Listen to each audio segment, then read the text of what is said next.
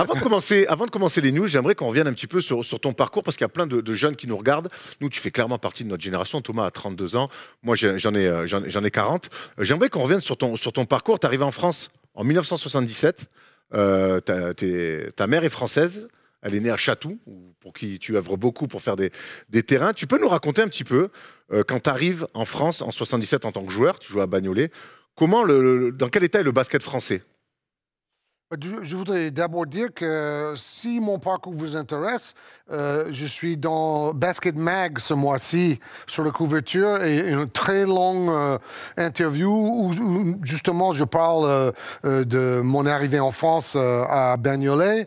En fait, c'était complètement folklorique. Je ne savais même pas que le basket semi-pro existait en France. Je cherchais juste une salle pour m'entraîner pendant que je visitais ma famille maternelle.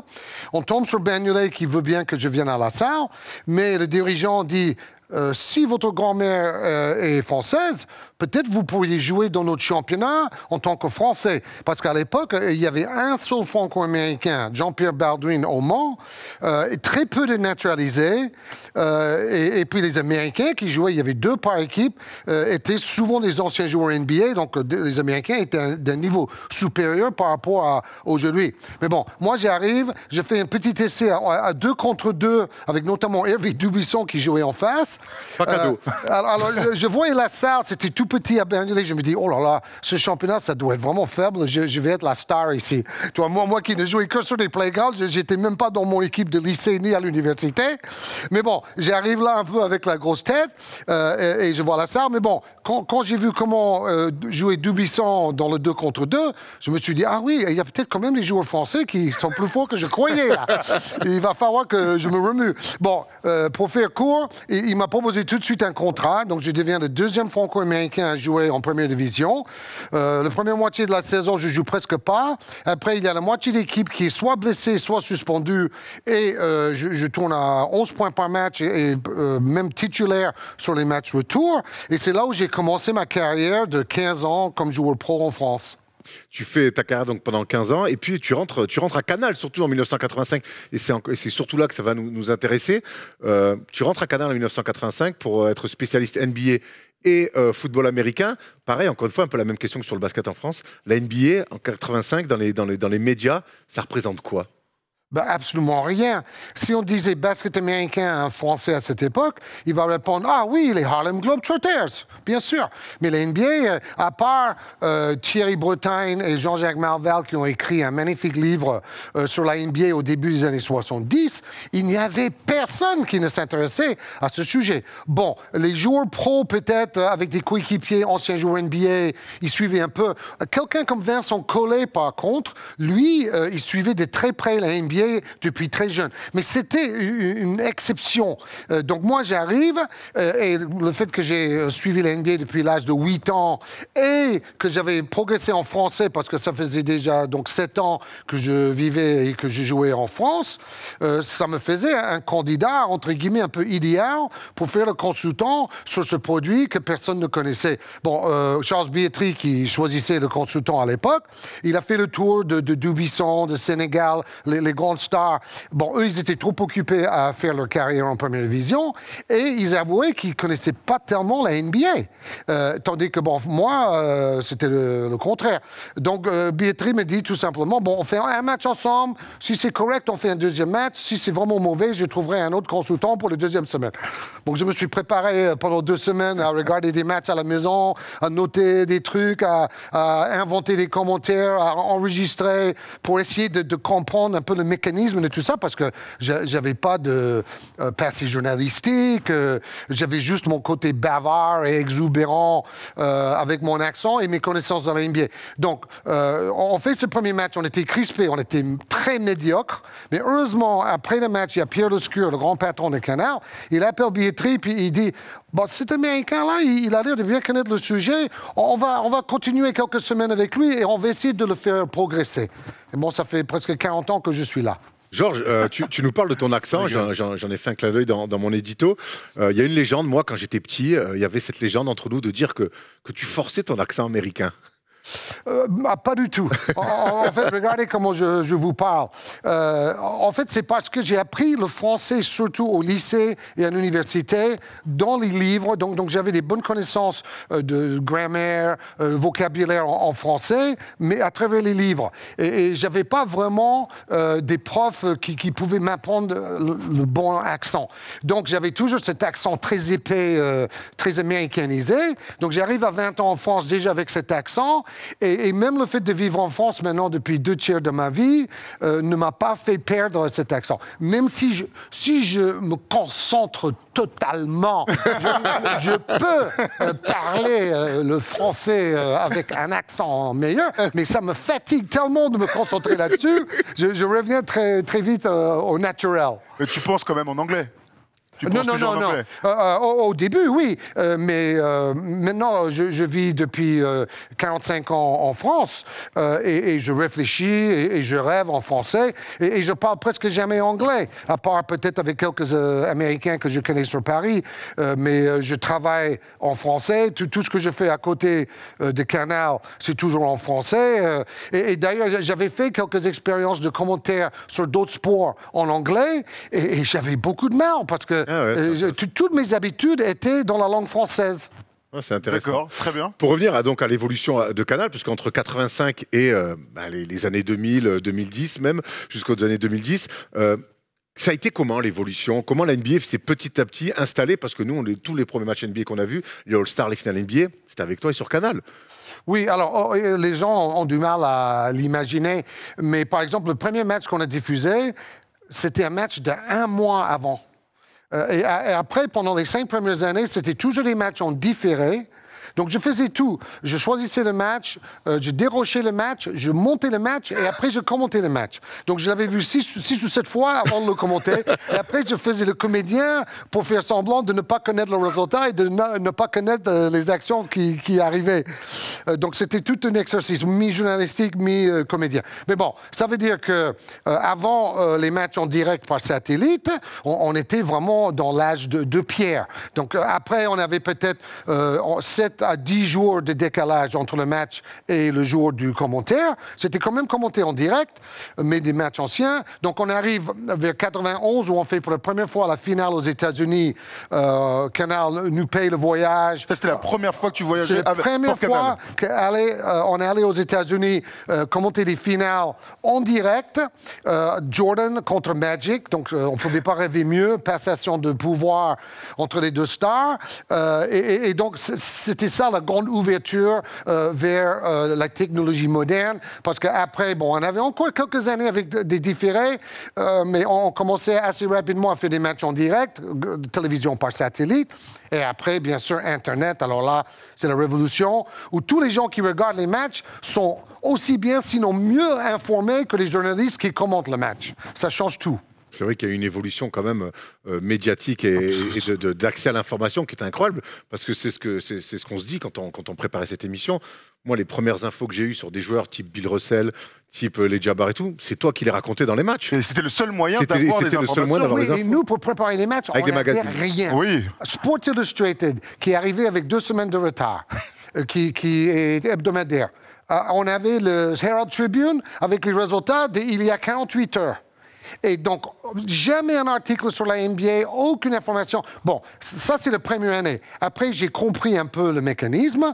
Et quand je rentre l'été pour faire mes vacances aux États-Unis, après la saison de basket, alors là, j'ai acheté le Register, la NBA Guide, Sporting News, tous les guides et tous les magazines qui touchaient à la NBA. Et j'ai ramené ça dans mes valises. Et c'est ça qui me permettait de mieux préparer les matchs. Tu as beaucoup parlé, tu as commencé à parler de Magic et de Jordan. On est d'accord que le début de l'avènement de la NBA en France, c'est la Dream Team. Est-ce que toi, tu as senti auprès du public français aussi l'impact des JO de 92? Tout à fait. Mais bon, n'oubliez pas qu'on a quand même fait 7 ans de NBA avant la Dream Team. Donc, c'était une progression. En fait, ça a progressé comme le nombre d'abonnés à Canal. Au début, il y avait peu d'abonnés. Canal a failli disparaître. Mais tous les ans, comme le produit, franchement, tenait la route, il y avait de plus en plus d'abonnés. Quand on arrive en 92 avec la Dream Team, là, on commence à avoir beaucoup d'abonnés. En plus, les matchs étaient aussi diffusés sur Antenne 2 et avec Jacques Monclar sur TF1. Donc, n'importe qui pouvait voir tous les matchs de la Dream Team sans payer. Nous, on avait nos abonnés qui nous regardaient et c'était un tournant vers la mondialisation du basket, mais aussi du produit NBA. Alors, les gens ne savent pas, mais la NBA et David Stern, le grand patron qui était vraiment celui qui poussait cette internationalisation, eux, ils ne voulaient pas les joueurs NBA aux Jeux Olympiques. Ils ont voté contre. Mais c'est Stankovic, le président de la FIBA, qui a convaincu tout le monde que c'était bon pour le basket d'avoir les joueurs NBA. Et on a vu à tel point, ça fait une promotion inimaginable, du jamais vu autour de leur présence aux Jeux de Barcelone, que j'ai eu la chance de commenter en long et en large sur Canal. Donc c'est vrai que là, c'était le début du méga tremplin vers une popularité toujours plus grandissante. Pour rester sur les stars, il y a un bouquin, il y a un bouquin de Jack McCollum qu'on nous a offert, qu'on a lu, qui est excellent, qui explique tout ça. Ouais. C'est un ami personnel depuis 25 ans. On jouait au basket ensemble pendant les finales NBA avec les autres journalistes américains. Et Jack McCallum était toujours là avec son petit shoot à 4-5 mètres. C'était un des plus grands shooter et très bon écrivain, tu pourras lui dire, parce que son bouquin, pour la culture, il est parfait. Et c'est surtout un monsieur, c'était le meilleur journaliste basket sur Sports Illustrated pendant 20 ans, qui a écrit des super livres et qui d'abord, c'est une star aux États-Unis, mais le mec le plus humble et le plus terre-à-terre que tu peux rencontrer. Et j'en ai rencontré beaucoup comme ça. Et ça, c'était vraiment mon petit plaisir. Quand on est allé chaque saison pour faire le All-Star Game et les finales NBA, c'était de m'incruster dans les matchs entre les journalistes américains, parce qu'en plus, il y avait plein de bonnes infos à piquer à droite et à gauche dans les discussions autour de la bière après les matchs et tout ça. Donc ça, c'était vraiment sympa. Pour rester sur les stars et sur la Dream Team, on a tous les photos et les images de toi avec Michael Jordan ou de sa venue par exemple à Nulle part ailleurs dans les années 90. Tu peux nous raconter un peu comment ça se fait, comment est-ce que Canal a réussi à mettre tout ça en place et pourquoi pas, quelle est ta relation avec Michael Jordan, si tu en as tissé une? C'est avec lui et Shaquille O'Neal que j'ai eu la relation le plus proche. Il n'y a pas de doute là-dessus. Souvent parce qu'ils venaient pour leur partenaire Reebok pour Shaq, Nike pour Jordan, faire des tournées promotionnelles pendant l'été et j'étais presque toujours le présentateur, le traducteur des conférences de presse, celui qui interviewait pour le magazine où je bossais, soit Mondial Basket ou 5 Majeurs, ça dépend de l'époque. Regarde comme t'es beau là, avec cette superbe chemise. Bon, voilà, ça c'est 90. Ça c'est 90 à l'hôtel Intercontinental. Une très longue interview pour, je me souviens plus si c'était 5 Majeurs ou Mondial à cette époque. Donc, énorme expérience. Et bon, tout le monde connaît l'histoire. Il y a 10 000 personnes qui se pointent à Géant-André. Je dois monter sur un car, renvoyer 8 000 personnes chez eux. Je me fais huer. On me jette des pierres dessus. Après, il y a le baie vitrée qui cède. Jordan qui ne veut pas faire l'événement parce qu'il dit ils vont me sauter dessus et me déchirer mes vêtements et tout. J'ai réussi à convaincre Jordan qu'on va le mettre, on va l'entourer avec de la protection. Et moi, j'ai dit au micro, au public, ne bougez pas parce que si vous venez vers Jordan, on annule l'événement. Et tout le monde s'est bien tenu et c'était un truc, je pense que ça reste un de mes meilleurs souvenirs parce que j'étais dans l'intimité d'une star mondiale pendant plusieurs jours. J'étais un peu son bras droit, quoi. Et c'était extraordinaire. Donc ça, c'est 90. Après, comme j'ai dit, on monte crescendo au niveau intérêt du public, popularité. Et 97, alors là, c'est le point culminant. 1 heure en exclusivité lors du tournoi McDonald's. Jordan a déjà gagné 5 titres. C'est l'icône mondiale. Il arrive avec son co-star à côté de moi et Guillaume Durand. Tous les dirigeants de Canal sont descendus pour avoir un autographe. Il a refusé des autographes à tout le monde. Personne, même Guillaume Durand, il a signé un ballon à Bruno Gassio, ils lui ont crevé le ballon. C'est vrai ça? En fait, c'est le seul. Il a piégé Jordan parce que comme c'était pendant le direct et il arrive à genoux avec le ballon, Jordan ne pouvait que signer. Mais c'est le seul autographe qu'il a donné, hein, je peux vous dire.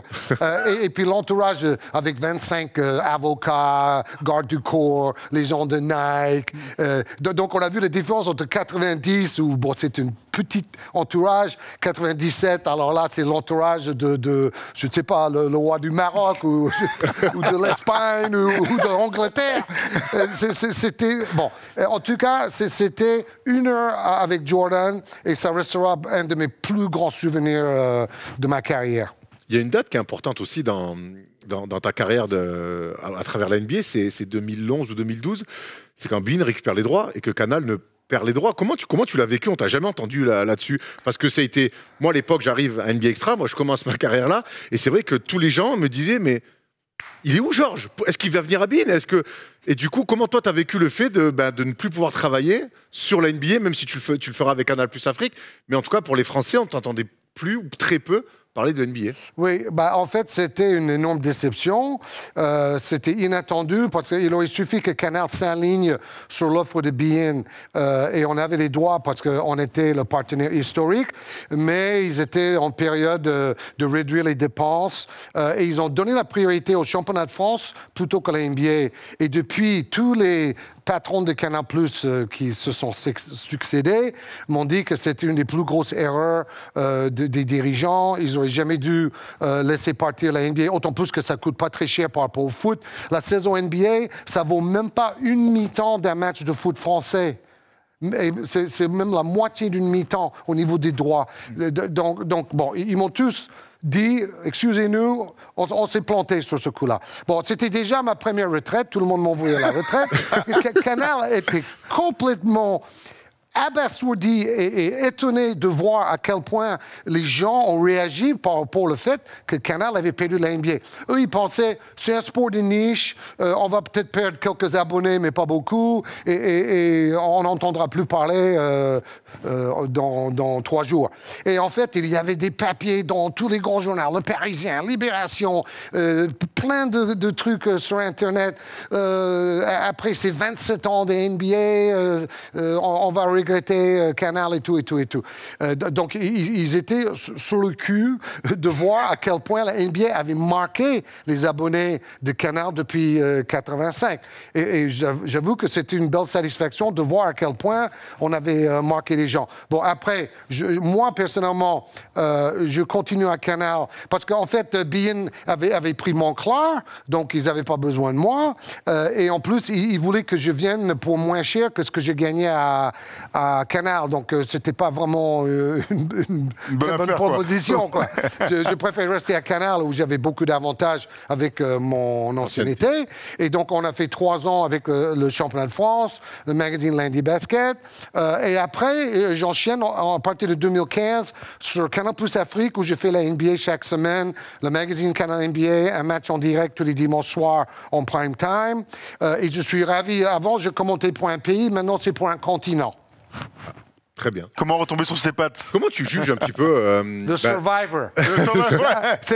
Avec Michel Denisot, c'était toujours notre blague privée entre lui et moi, qui était le plus grand survivant à Canal. Parce qu'avec tous les changements de direction, tout en haut, le directeur des sports, on a toujours réussi à passer entre les gouttes et à continuer. Jusqu'à présent, jusqu'à aujourd'hui. Oui, j'ai même duré plus longtemps que Denisot. Alors là, c'est la victoire absolue. Tu la couronnes. Il y a Michel Drucker maintenant à battre, mais il n'est pas chez Canal. Hein. Michel Drucker. Comment tu juges un peu l'évolution maintenant du traitement de la NBA avec Internet et nous, on est bien placés pour te poser cette question. Toi, tu es arrivé, tu l'as dit, en 85 où tu commentais des matchs 1 mois plus tard. Aujourd'hui, on a tout en instantané. Il y a plein de choses. Il y a des comptes sur Twitter, il y a des émissions sur YouTube, sur Twitch. Quel regard tu as sur cette nouvelle génération qui traite du basket? Déjà, je suis ravi de voir que des gens comme vous et tous les autres collègues qui traitent le basket, NBA ou autre. Moi, en 85, j'étais la seule personne qui vivait du basket. Il y avait un seul journaliste. Maintenant, il y en a des centaines. Et je suis ravi de voir cette évolution et je trouve ça fantastique. Vous êtes le relève, mais vous avez plein de collègues qui font partie de cette relève comme Trash Talk, il faut être honnête. Et vous faites du bon boulot par rapport à la jeune génération qui vous regarde. Je plaisantais tout à l'heure en disant que les jeunes me connaissent mieux parce que j'ai battu Briscoe, l'influenceur, au horse, que par rapport à mes interviews légendaires avec Michael Jordan, quoi. Donc il faut... et puis j'ai fait plein de choses. Dès le début, avec Xavier Vaution, on répondait aux questions pendant les matchs en direct sur Facebook avec nos abonnés au milieu de la nuit. On était précurseurs dans ce domaine. Donc, cette interactivité, c'est fantastique. Mais le plus important, c'est que ça change totalement le travail du commentateur. Ce que j'ai dit au début pour expliquer et faire découvrir ce que c'était la NBA et ses stars, maintenant, c'est totalement autre chose. Maintenant, il faut vivre le match vraiment dans le présent, action par action, les duels, les changements, les coachs, les tactiques, la technique. Il faut rester complètement collé sur le match et l'image parce que toutes les informations annexes, les statistiques, etc., sont déjà présentes sur l'écran quelque part. Où le jeune il va avoir deux autres écrans, une tablette à gauche et le téléphone portable à droite pour avoir des informations, des statistiques et tout ce que vous voulez. Ou d'autres vidéos, et dès qu'il y a un temps mort, il passe sur un autre écran. Donc je comprends. Donc moi, mon rôle n'est plus de faire découvrir comment ça marche la NBA, la formule de la compétition, par exemple. Il fallait expliquer ça pendant 3 ans. Hein. Maintenant, je préfère parce que je parle que à des aficionados, pratiquement, des gens bien renseignés. Et donc là, ça permet d'élever le niveau technique du commentaire, notamment. Passionnant. Ouais, passionnant, clairement. Pour finir, le meilleur match que tu as commenté, on va finir sur une belle note, le meilleur match, ce qui t'a le plus marqué à commenter en live. Je le dis souvent, c'était la finale des Jeux Olympiques de 2008 entre la Dream Team américaine et la Dream Team espagnole. Parce que les deux Dream Team étaient au sommet de leur art. Les frères Gasol, Navarro d'un côté, LeBron, Wade et compagnie de l'autre. Et surtout, je crois qu'à la mi-temps, le score, c'est genre 67-62 ou un truc comme ça. En une mi-temps, en 2 fois 10 minutes. Vous vous rendez compte, les deux équipes étaient à 75% de réussite au tir. Il y avait des dunks dans tous les sens. Pourtant, ça défendait dur. Voilà, c'est ça, surtout ça défendait. Et après, le match est serré jusqu'à la dernière minute parce que les Espagnols ont fait peur aux Américains. Clairement. Il a fallu que Kobe mette ce tir incroyable avec la faute. Et donc, je pense que sur un match, c'était le niveau le plus élevé que j'ai vu. Et sur une finale NBA ? Alors, on me demande aussi quelle était la plus belle finale. Bon, évidemment, la première commentée aux États-Unis, parce que c'était une évolution incroyable par rapport au travail. Mais je pense que 93 était la plus belle finale, parce qu'il y a 5 matchs sur 6 qui sont gagnés à l'extérieur. Donc, chaque fois, il y a la surprise. Parce qu'en finale NBA, 3 fois sur 4, l'équipe qui joue à la maison gagne. Et là, à chaque match, c'est victoire à l'extérieur pratiquement, 5 sur 6. Et Jordan fait un match à 44 avec 2 prolongations. Il fait un autre match avec plus de 50 points. Et il fait, je crois que c'est le meilleur moyen de points sur une finale de l'histoire, ou deuxième avec Jerry West peut-être. Donc, tout était réuni. Le duel entre les deux meilleurs amis, Jordan et Barkley, le différent style de jeu, et surtout que ça attaquait. Parce que là, on était quand même dans les années 90, juste après les Bad Boys. On va en parler tout à l'heure, l'évolution du jeu, où ça défendait dur, où ça tapait, les scores, c'était genre 90 à 85. Mais bon, là, il y avait de l'attaque, du spectacle, et on finit sur le shoot de John Paxson pour gagner le titre. Donc, je pense que tout réuni, c'était la plus belle finale que j'ai pu faire.